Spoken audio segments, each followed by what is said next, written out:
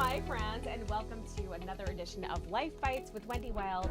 That's me. And this is where we go over the lifestyle stories, the personal stories, the stories I talk about on the radio and more. So let's get started, shall we? Thanks for joining the live stream today. So we have a lot to talk about. I see already we have some people trickling in, and that I appreciate always. We're actually in the mix now on 103.5 KTU. You can listen in on our free iHeartRadio app. You can call the studio here. Maybe we'll put you on the live stream. But as always, you can drop a comment below and participate in the conversation, which we always love. So let's see. Hey, happy Jump Day. Happy Hump Day, she says. Thank you so much. So I'm going to jump right into the first topic of the day, which is, and you'll have to excuse the photo that I used, Cookie Monster. I had to use this photo of Cookie Monster cupcakes because I guess it's like a photo that I don't have the rights to if I wanted to download Cookie Monster. But either way, Cookie Monster has a real name. Did you know this? I did not. I just assumed that he had an alias. He was Sir Alistair Cookie when he would do the Monster Peace Theater skit. Do you remember that from back in the day? Sorry. Writing. I'm listening, though. Okay. Kevin is here. I used to work at Marshall's in Staten Island. Back to Cookie Monster. Cookie Monster has a real name, and it is not Sir Alistair Cookie. It is actually Sid. Sid is his real name, and Cookie Monster took to Twitter to share this. He says, "Did you know? Me name is Sid, but me still like to be called Cookie Monster. Yes, Sid." And the reactions blew up Twitter, basically. This was trending for a while because people were so surprised, I guess. Like, I never knew, and I was the biggest Cookie Monster fan from back in the day. That was my favorite character on Sesame Street. All right, so what are your thoughts on that? Oh, okay. Kevin said that he knew this. Okay, cool. Well, we appreciate that. So many comments coming through. If you're listening to us as an audio stream, that's amazing. But you can also get us on the live stream, which we do every single weekday at 12 noon right here in the studio. On to topic number 2. Olivia Wilde claimed that her ex-nanny pissed her off for making false and scurrilous accusations. What's scurrilous mean? I have never heard that before. My vocabulary needs work. But apparently, and here's the story behind the salad dressing. Jason Sudeikis, according to this nanny who broke her NDA, got really upset because Olivia Wilde has this famous or now infamous salad dressing recipe that she had made for Harry Styles. So the accusation there is that there was definitely an overlap in their relationship. Do we know this for a fact? No. Because Olivia and Jason are both denying this. But I want to know what's in this salad dressing. Comments. Yes. Oh, you slept in? Okay, great. So what is in this salad dressing that is so amazing that Jason Sudeikis would get pissed off that she'd make it for another man? Well, I have it for you here, friends. So she posted this herself on Instagram, Olivia Wilde. She says, mix 2 tablespoons of Grey Poupon mustard with 2 tablespoons of good red wine vinegar. She specifies good. Then whisk constantly with a fork. Slowly add 6 tablespoons of olive oil. This makes a very strong vinaigrette that is perfect for salad greens like arugula. Okay, I may have to try this out when I get home. I don't know. But it just sounds like salad dressing to me. Like, what is so magical about this? I like the mustard. I like the Grey Poupon. That's like a nice touch. Let's see. Can't see him the same way. Can't see him the same anymore. Are you talking about Cookie Monster or Jason Sudeikis? By the way, Ted Lasso is a fabulous show. So I'm not on anybody's side here. I know there's a lot of drama. It's really messy, and it started back when he had served her papers at this preview or this panel that she was doing for her new movie, which is kind of messed up. It's cold today. Yeah, guys, I went winter jackets today for the first time. Actually, it was last night when I went out to my aerial class. I was like, I think I need to snuggle up a little bit. And finally, we are going to do our last topic, but I do want to give you guys a couple of shout outs, so stand by. We're going to do that for you right now.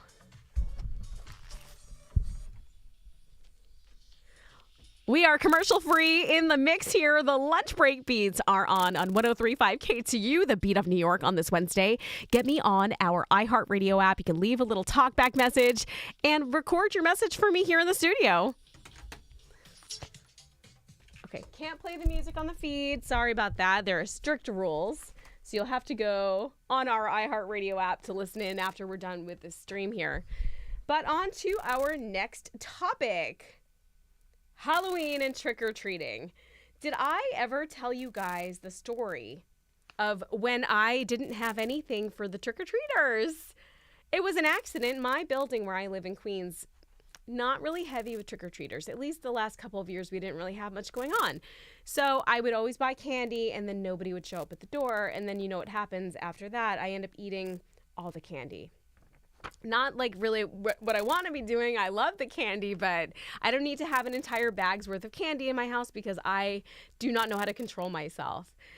So one year, I guess they started to get a little bit organized after this happened. But there was one girl who lived in our building who decided she was going to go knock on doors. I guess I forgot it was Halloween. It was like on a weekday. It was a random Wednesday one year. And knock, knock. And I opened through the peephole and I said, "Can I help you?" And this little girl's like, "Trick or treat." And I was like, "I don't have anything." It was the one year I didn't get any candy. So I went inside and I got a banana. And I said, "I am so sorry. We don't get trick or treaters here." Anyway, after that year, somebody actually thought to put up a sign-up sheet. So it's in the elevators now. So if you want to participate, there's like a list of apartments that you can knock on the door and they will have treats. I have now been signing up for that because after this fiasco and giving that poor girl a rotten banana, it wasn't rotten, but you know.